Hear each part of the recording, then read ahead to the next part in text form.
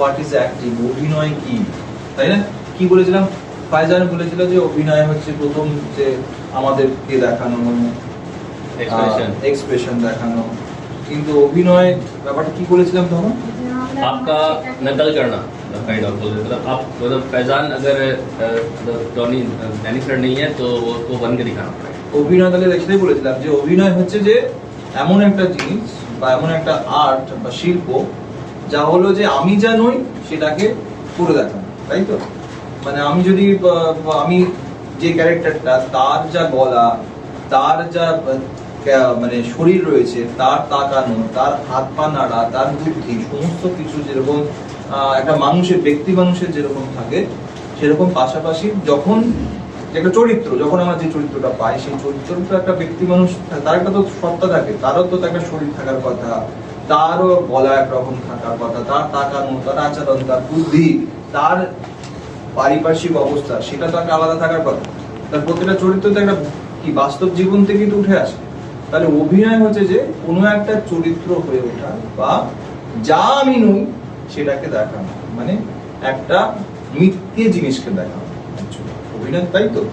ওই জন্য আমরা বলে যে মানে গ্রিক যে মানে অভিনয় মানে অ্যাক্টিং শব্দটা মূলত মানে এই জন্য তৈরি, মানে মানে অনেকে ধরে যে গ্রিক একটা হিপোক্রিটস, ঠিক আছে, এই শব্দ হিপোক্রিটস যার অর্থ হলো হিপোক্রিট, যদি আমরা সেটাকে একটা মানে ভেঙে বলি সেটা হলো প্রিটেন্ড করা, টু প্রিটেন্ড সামথিং, মানে কোনো কিছু প্রিটেন্ড করা বা স্টেজ অ্যাক্টর। ওই জন্য অভিনেতার একটা সংজ্ঞা বলে হিপোক্রিট, যে ভান করে, जो दिखावा करता है, जो नहीं है उसको दिखाता है। তো অভিনয় হচ্ছে তাই যে আমি যা নই সেটাকে আমি করে দেখাবো বা কোনো একটা চরিত্র। ফলে সংস্কৃত নাট্যশাস্ত্র আমাদের ভারতীয় আমাদের যে অভিনয় ধারা, সেই অভিনয় ধারাতেও মানে আমাদের ভারতীয় যে এস্থেটিক বা ইন্ডিয়ান এস্থেটিক, ভারতীয় নন্দন তত্ত্বে অভিনয় শব্দটাকে যদি ভেঙে বলা হয় সেখানে বলে অভি হচ্ছে টু ওয়ার্ডস, কথা বলিস না, অভি হচ্ছে AVHI, অভি হচ্ছে টু ওয়ার্ডস, আর NII তার অর্থ হচ্ছে গাইড। তাহলে কি দিকে নিয়ে যাওয়া। এবার অভিনয় যদি দিকে নিয়ে যায়, কোন দিকে নিয়ে যায়? তাহলে দর্শক বা শ্রোতাকে সেটা নিয়ে যায় কোথায়? একটা সেন্টিমেন্ট বা ভাব অভিব্যক্তির জগতে নিয়ে যায়, কল্পনার জগতে। আমরা যে বলছিলাম যে বলছি বারবার করে ফিল করা, অ্যাকচুয়ালি অভিনয় কি করে যে অভিনয়টা মানে সবটাই তো মিথ্যে, সাজানো, তো সেই সাজানো জিনিসটাকেই আমরা এমন ভাবে প্রেজেন্ট করি সেটা সত্যি মনে হয়ে যায়, তাই তো? টু প্রিটেন্ড সামথিং বা সিচুয়েশনটাকে প্রিটেন্ড করা, বা আমি যে ক্যারেক্টারটা নই সেটাকে আমরা প্রিটেন্ড করে দেখো আমি রিপ্রেজেন্ট করছি, আমি হ্যামলেট নই, আমি ওথেলো নই, বা আমি ফেজান নই, আমি সোমা নই, আমি সায়ন নই, আমি তন্ময়, মিনতি বা সবিতা বা রাজদীপ বা অঙ্কিত আমি নই, কিন্তু আমি যখন যখন পড়বো তখন ওটাকে ওকে হয়ে ওঠার চেষ্টা করবো, প্রিটেন্ড করবো, দেখো আমি ভান করছি যে ওই রকম আমি তো অঙ্কিতি, আমি তো ফাইজান, আমি তো সায়ন, আমি তো রাজদীপ, আমি তো তন্ময়, বা আমি মিনতি, বা আমি সবিতা, বা আমি সোমা। তাহলে আমি প্রিটেন্ড করার চেষ্টা করছি, এবং প্রিটেন্ড করতে করতে যেটা হয় যে আমরা একটা মুহূর্তে আমরা হয়ে উঠি। ওই জন্য বলেছিলাম যে হয়ে ওঠাটা খুব চাপ, খুবই কষ্টদায়ক। আমরা চেষ্টা করি প্রিটেন্ড করতে করতে করতে করতে একটা সময় মিরাকেল হয়ে যায় যে হ্যাঁ সত্যি আমরা আত্মস্থ হয়ে যাই, সত্যি যেন ওই ক্যারেক্টারের মধ্যে ঢুকে যাই।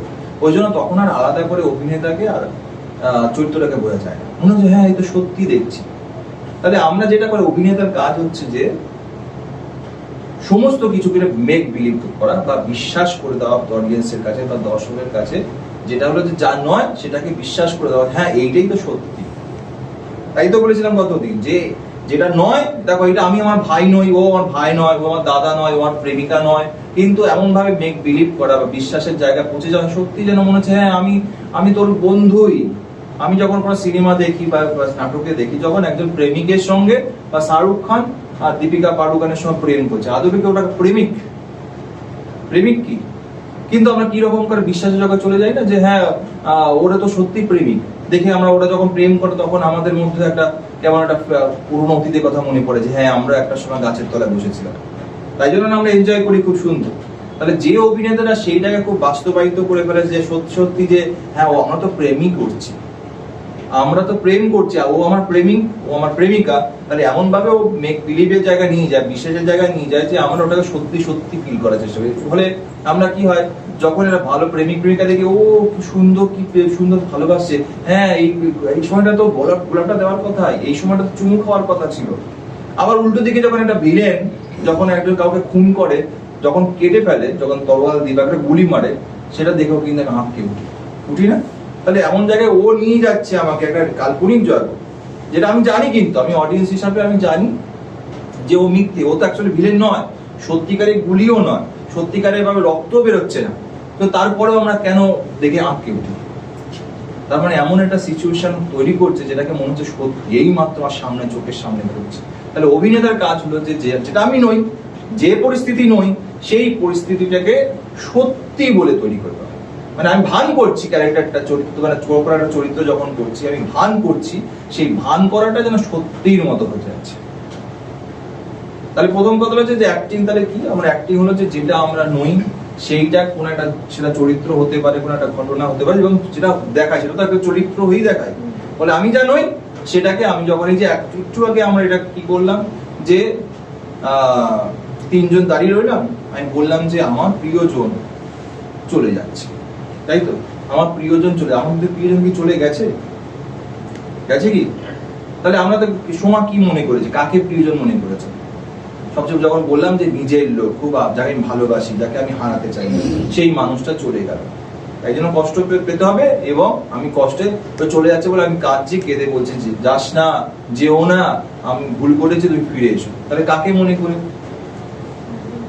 হাজবেন্ডকে, তাই জান,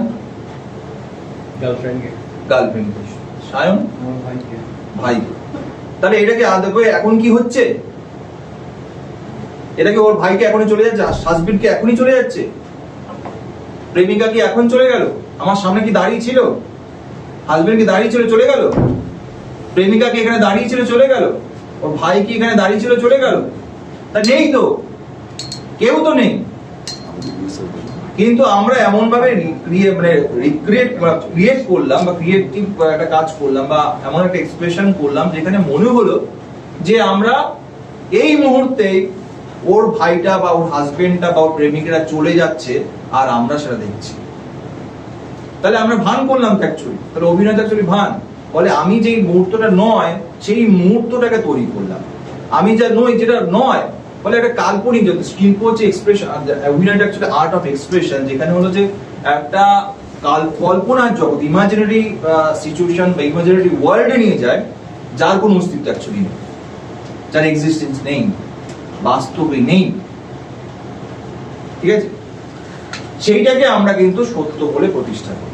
অভিনেতার কাজ হলো যে আমরা একটা কল্পনার জগৎ তৈরি করি, যে একটু আগে যেটা আমরা ইম্প্রোভাইজ করলাম, যে আদবে আমার সামনে হাজবেন্ড নয়, হাজবেন্ড চলেও যাচ্ছে না, আমার প্রেমিকা নেই, প্রেমিকা চলেও যাচ্ছে না, ভাই এখানটায় উপস্থিত নেই, ভাই চলেও যাচ্ছে না, কিন্তু আমরা নিজেকে ফিল করলাম যে হ্যাঁ আমার ভাই যদি চলে যায়, তার ম্যাজিক কি? এটা হচ্ছে এতক্ষণ ধরে অভিনয় কি সেই বিষয়ে তো আমরা আলোচনা করলাম, তার মাঝখানেই আমাদের চলে এলো একটা প্রসঙ্গক্রমে ম্যাজিক ইফ, এই প্রসঙ্গ। তাই এই ম্যাজিক ইফ সেই প্রসঙ্গে নিয়ে আমরা নেক্সট যে ভিডিওটা আমরা করব, সেই ভিডিওতে আমরা এই বিষয়ে বিস্তারিত আলোচনা করব। বলে রাখি এটাই যে অভিনয় সংক্রান্ত এবং থিয়েটারের অভিনয় সেই সংক্রান্ত আমরা একটা নতুন ইউটিউব চ্যানেল খুলেছি, যার নাম স্টেজ অ্যালকেমি, যেখানে আমরা নিয়মিত এই অভিনয় সংক্রান্ত থিয়েটারের বিভিন্ন বিষয়গুলোকে আমরা তুলে ধরার চেষ্টা করব। আপনারা যারা আমাদের এই ভিডিও দেখতে চান এবং দেখবেন নিশ্চয়ই, এবং দেখার পর যদি এই বিষয়ে কোনো প্রশ্ন থাকে বা কোনো সাজেশন থাকে, সেগুলো আপনারা আমাদের কমেন্ট বক্সে অবশ্যই লিখবেন, আমরা সে অনুযায়ী আবার নেক্সট ভিডিও করতে উৎসাহিত হব। শুরু হলো আজকের থেকে আমাদের এই স্টেজ অ্যালকেমির নতুন যাত্রা।